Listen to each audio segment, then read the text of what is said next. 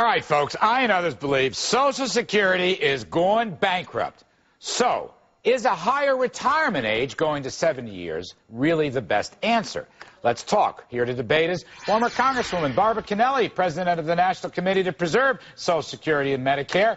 Also joining us, Jim McDougall, founder of Free Enterprise Nation and author of the new book, Unsustainable: How Big Government, Taxes, and Debt Are Crushing America.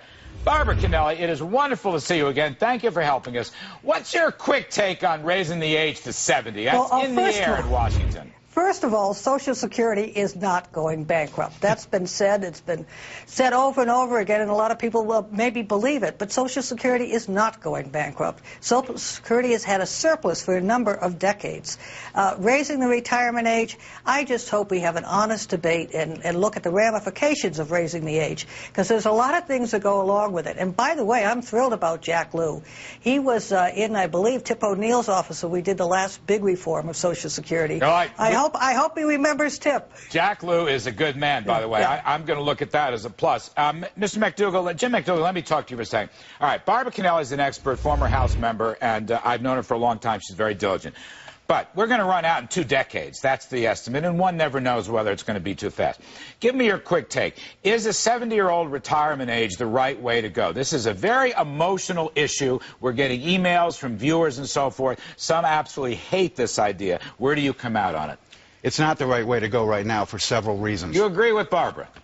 Well, I don't know if I agree with Barbara, but I don't believe it's the right way to go for maybe some different reasons. Tell me why. The first one is that there are 20 million employees working for government in the United States. They retire at age 55 or earlier.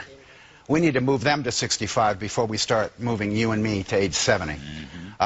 Secondly, the issue of can a person work until they're 70? It's being, expecting that they're going to live to work until they're 70 and then have some retirement. No, that's the new life expectancy age. They're even moving it to 78. Well, they're saying the life expectancy is 82, but when you say you're going to retire at age 70 instead of 65, that's a 35% reduction in your benefit. Social Security is only going to pay you for 12 years instead of 17 years, and you're going to pay into it for 5 more years, from 65 to 70.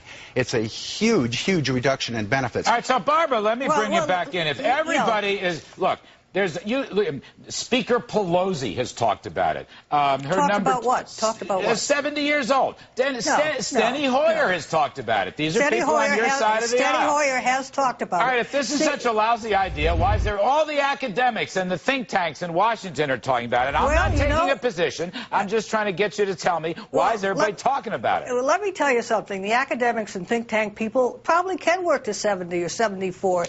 Look at me. Look at Alice Rivlin. We keep working because we've had good lives and we've had good health care benefits. But let me just mention one other ramification. When we changed Social Security when I was in Congress in '83, a lot of people have to retire at 62 because they've lost their job or they have health care problems.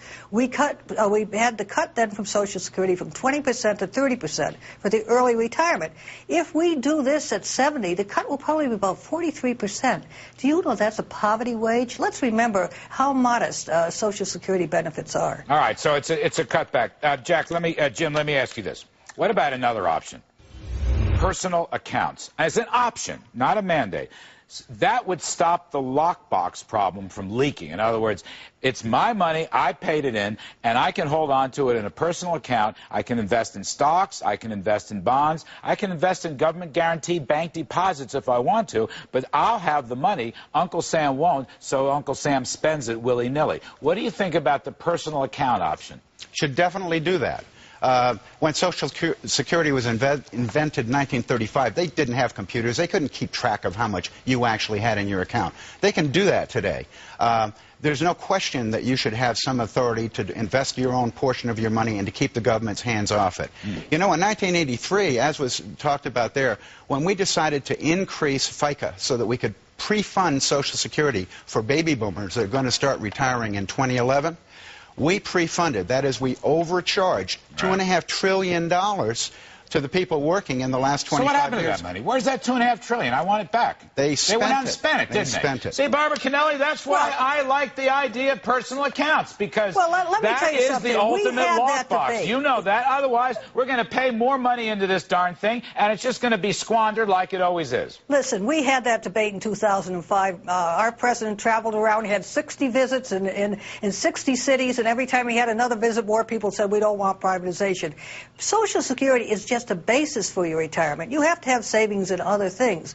But, you know, I traveled all over the country in that privatization fight. I have people say to me constantly now, oh, Barbara, aren't we glad we didn't privatize Social Security? Just think what would have happened in the last couple of years. The last couple of years were bad years, but America's been through bad years before. You have to look at this over 40, 50 years, for heaven's sakes, and that does pay off. I mean, I want to go back to this point. The stock market over the long run, the bond market over the long run. Heck, you could buy bank deposits and get a long-term 4 to 5% interest rate. You are a very bright man, and the gentleman on this program is a very bright man. But many people don't know how to invest money, and they just want a basis for retirement, and it's safe in Social Security if, in fact, the truth were told. All right. Jim, let me give you the last word on this. Another crazy idea I have.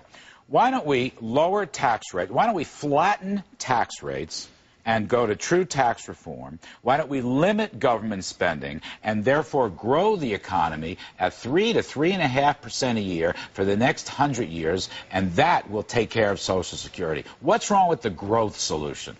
I think that is the only solution. Ah, really? It is. I agree. I couldn't agree more. We can have government keep doing what they're doing. They've added 2 million jobs in the last 10 years, while the private sector lost 3 million jobs in the last 10 years.